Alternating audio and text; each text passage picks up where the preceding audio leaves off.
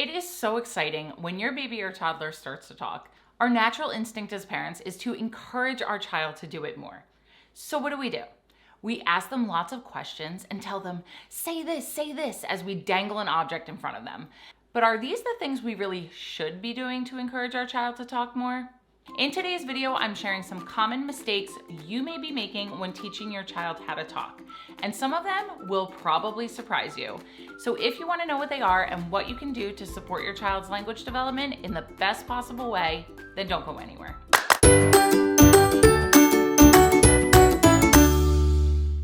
Reading to your child has a ton of benefits when it comes to language development.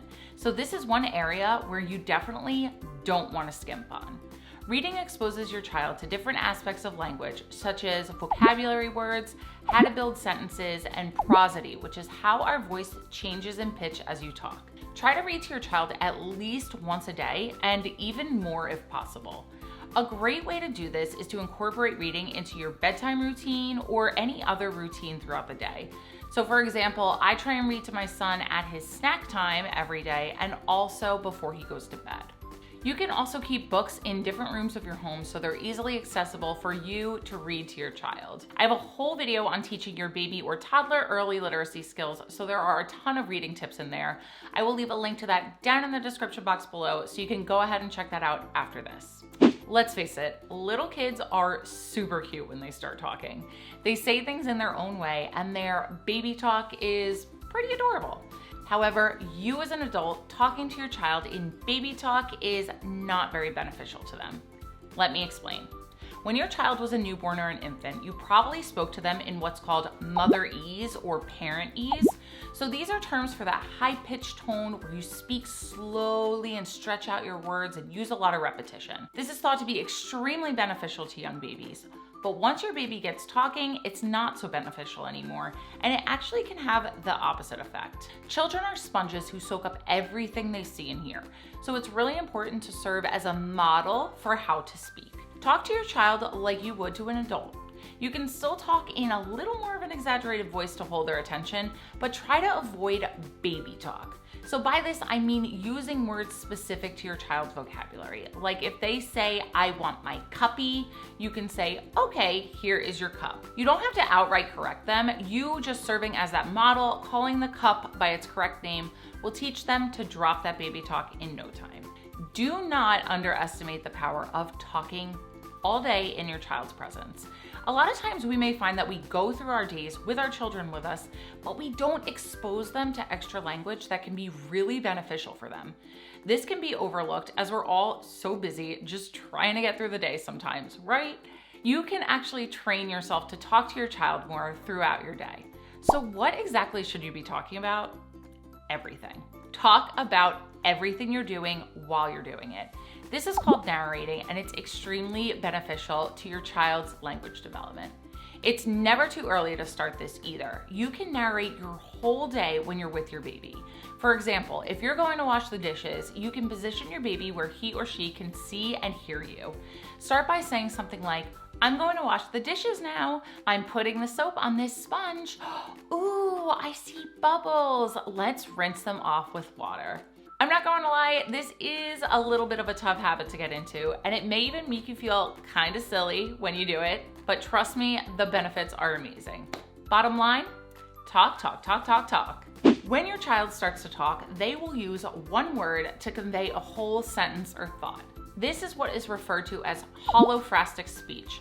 For example, your child may say milk while pointing to the milk in order to convey the message, I want some milk.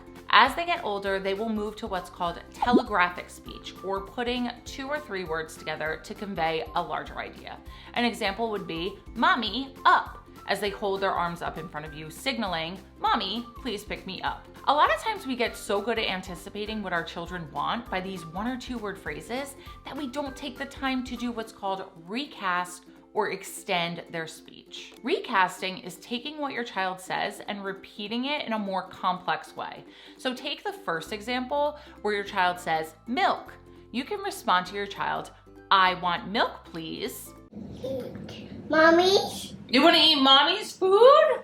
Yeah. What? Okay, I'll share. Extending speech is another important element when teaching your young child to talk. Extending is when you add more information to what your child says. So with the milk example, you can recast first by saying, "I want milk," and then extend by saying something like, "The milk is in your blue cup." So you see how it's just giving that little extra detail?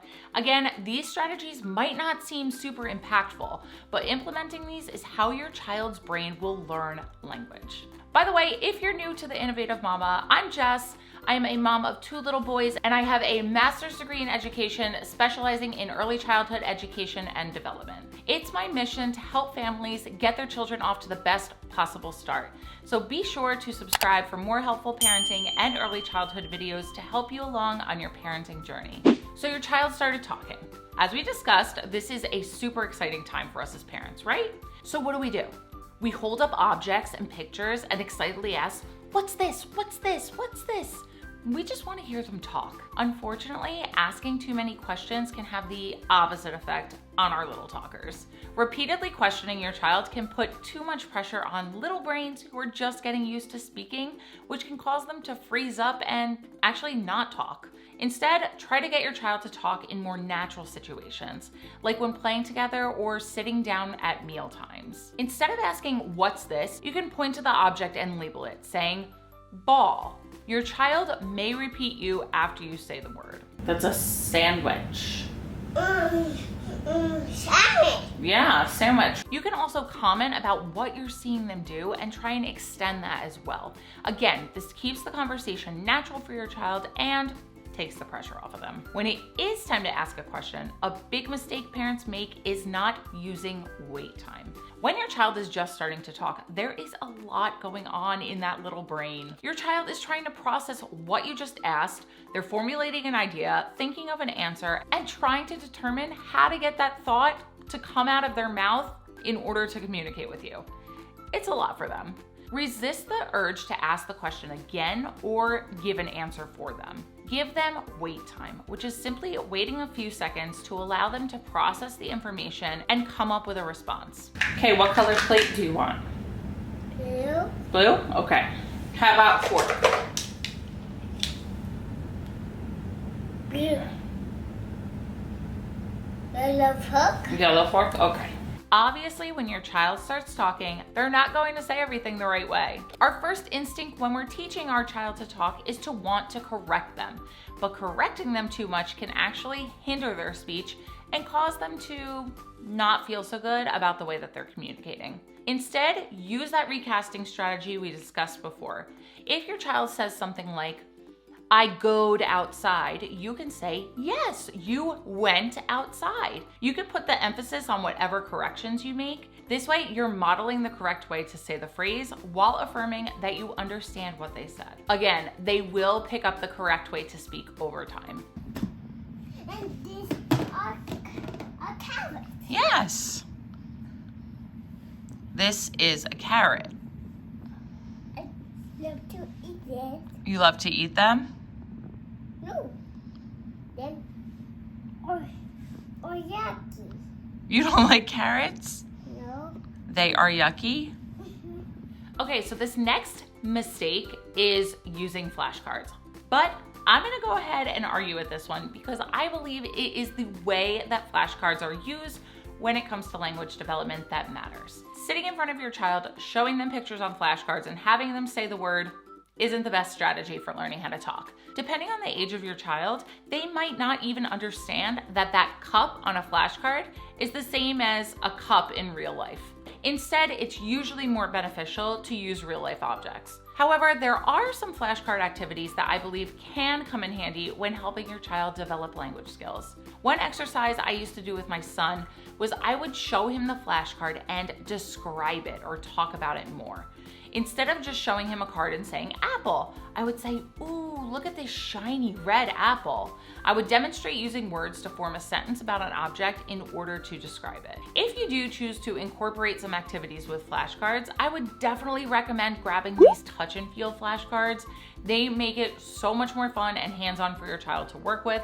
So I will definitely leave a link for them down in the description box so you can check them out. But my son absolutely loved these when he was younger. As soon as they get older and they do understand that the pictures on cards represent real life objects, you can lay the cards out 2 or 3 at a time and then ask them to find an object. For example, you can lay out 3 cards and say, "Can you hand me the dog, please?" And your child would find the card with the dog and hand it to you. This demonstrates that they have receptive language, or being able to understand what you're saying to them. So this is the type of language that comes first before expressive language or talking. So it's important to realize that children can understand a lot more than they can actually speak when they're first starting out. As parents, we're great at knowing our kids and understanding their needs. But when your child's learning to talk, it's important to refrain from anticipating their wants or needs and try and let them communicate them on their own.